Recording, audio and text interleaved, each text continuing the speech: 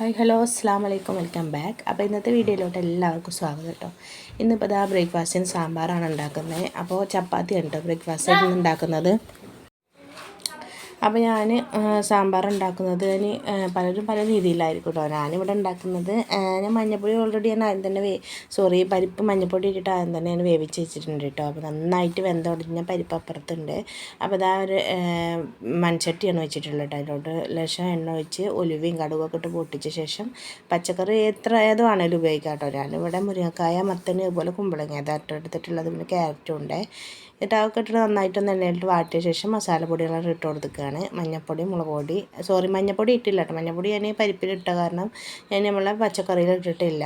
ഇനി എല്ലാം കൂടെ നന്നായിട്ടൊന്ന് വഴറ്റിയെടുക്കാം കേട്ടോ. സാമ്പാർ പൊടി ഞാനിതിലിപ്പോൾ ഇട്ടിട്ടില്ല കേട്ടോ.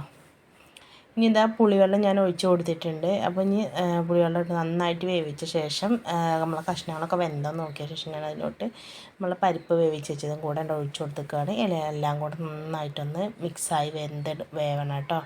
അപ്പോൾ ഈ ഒരു സമയത്തിന് അതിലോട്ട് ഞാൻ 2 സ്പൂൺ സാമ്പാർ പൊടിയും കൂടെ ഇട്ട് കൊടുത്തിട്ടുണ്ട്. ഇനി വേവ് പാകമായ ശേഷം ഞാൻ അതിലോട്ട് കായപ്പൊടിയാണ് കേട്ടോ ലാസ്റ്റ് സ്റ്റേജിൽ ഇട്ട് കൊടുക്കുന്നത്.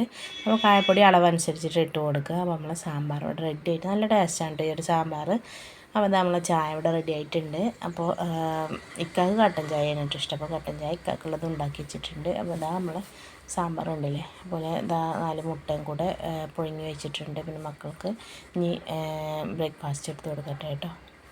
ഇത് സ്ട്രോബെറി ഞാൻ ഫ്രിഡ്ജിൽ വെച്ചിട്ടുണ്ടായിരുന്നു കേട്ടോ. അപ്പോൾ ജ്യൂസ് അടിക്കാമെന്നാണ് വിചാരിച്ചത്. പിന്നെ മക്കൾ പറഞ്ഞു അങ്ങനെ ഓരോന്ന് കഴിച്ചാൽ മതി. അപ്പോൾ പിന്നെ ജ്യൂസ് അടിക്കാൻ ബാക്കി ഉണ്ടാവില്ല. അങ്ങനെ അവർക്ക് നമ്മളിങ്ങനെ എന്തെങ്കിലും ഫ്രൂട്ട്സ് ഡെയിലി ഏതെങ്കിലും ഒന്ന് നേർച്ചയുടെ തലേന്നത്തേത് ഇങ്ങനെ കഴിക്കണം. വീടിൻ്റെ അടുത്തായിട്ട് ഇങ്ങനെ സ്റ്റേജൊക്കെ കെട്ടിയിട്ട് നേർച്ചയുടെ പരിപാടികളൊക്കെ ഉണ്ടായിരുന്നു കേട്ടോ. നല്ല രസമുണ്ടായിരുന്നു. അവരുടെ കൂടെ കുട്ടികളുടെ കളികളും ഒക്കെ കാണാനും പിന്നെ ഗാനമേളൊക്കെ ഉണ്ടായിരുന്നു കേട്ടോ. നല്ല അടിപൊളി നല്ല രസമുണ്ടായിരുന്നു കേട്ടോ കാണാൻ.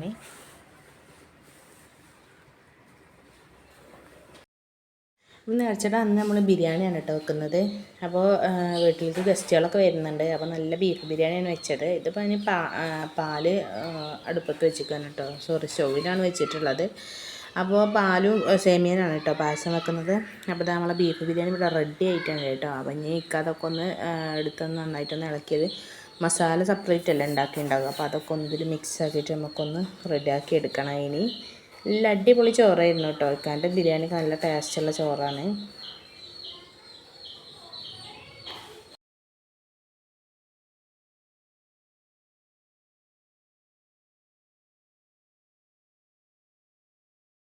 അപ്പോൾ ഇവിടെ ചോറൊക്കെ റെഡിയാക്കി എടുക്കുമ്പോഴേക്കും ഞാനിവിടെ എൻ്റെ പായസം റെഡിയാക്കി എടുക്കാനുണ്ട്. അപ്പോൾ പായസമൊക്കെ ഇവിടെ റെഡി ആയിട്ടുണ്ട്. അപ്പോൾ ഞാനിലോട്ട് കാഷ്നട്ടും കിസ്മിസൊക്കെ ഒന്ന് ഇട്ട് കൊടുക്കാനാണ് കേട്ടോ. അത് ഞാൻ ആദ്യം നെയ്യിൽ മൂപ്പിച്ചെടുത്തിട്ടുണ്ടായിരുന്നു കേട്ടോ. അപ്പോൾ അതാണ്ട് ഇട്ട് കൊടുക്കുകയാണ്. അപ്പോൾ പായസമൊക്കെ റെഡി ആയിട്ടുണ്ട്. ഇനിയിപ്പോൾ ഇതാ ബോട്ട് ചില്ലി ഉണ്ടാക്കിയെടുക്കുകയാണ് കേട്ടോ. പായസത്തിൻ്റെ റെസിപ്പി കണ്ടവർ പറഞ്ഞോളൂ. നല്ല ടേസ്റ്റ് പായസമാണ്. വന്നവരൊക്കെ എല്ലാവർക്കും ഭയങ്കരമായിട്ട് ഇഷ്ടമായിട്ടുണ്ടായിരുന്നു കേട്ടോ. ഉണ്ടാക്കിയ സത്യം പറഞ്ഞാൽ തികഞ്ഞില്ല, അത്രയും ടേസ്റ്റ് ഉണ്ടായിരുന്നു കേട്ടോ. അങ്ങനെ ഞങ്ങൾ ഭക്ഷണമൊക്കെ കഴിച്ച് ഞങ്ങൾ നേർച്ച കാണാൻ വേണ്ടിയിട്ട് പട്ടാമ്പി സ്റ്റാൻഡിലോട്ട് ഞങ്ങൾ ഇറങ്ങിക്കുകയാണ് കേട്ടോ. അപ്പോൾ ഞങ്ങൾ നെസ്റ്റോലാണ് കേട്ടോ നിൽക്കുന്നത്. അവിടെ ആകുമ്പോൾ നമുക്ക് എല്ലാത്തിനും സൗകര്യമാണല്ലോ. അപ്പോൾ അങ്ങനെ കാഴ്ചകളൊക്കെ കണ്ട് ഇങ്ങനെ നിൽക്കുകയാണ്.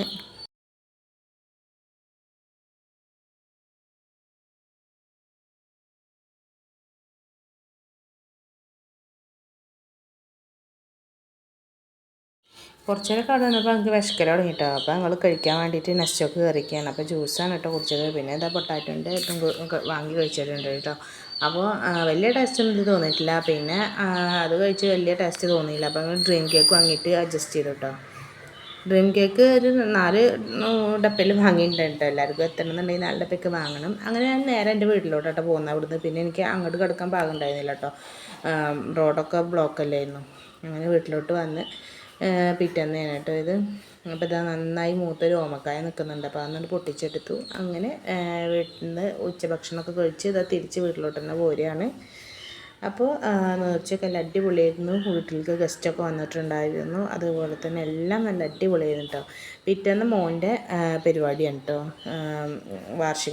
സ്കൂളിലെ വാർഷികത്തിൻ്റെ പരിപാടി ഉണ്ടായിരുന്നു കേട്ടോ പിറ്റേന്ന്. അപ്പോൾ ഇതാ മോൻ്റെ ഡാൻസൊക്കെയാണ്. അവന് 2 ഡാൻസാണ് കേട്ടോ അവൻ കൂടിയിട്ടുണ്ടായിരുന്നത്. നന്നായിട്ട് കളിച്ചോട്ടോ. വിചാരിച്ചതിനേക്കാൾ നന്നായി കളിച്ചു.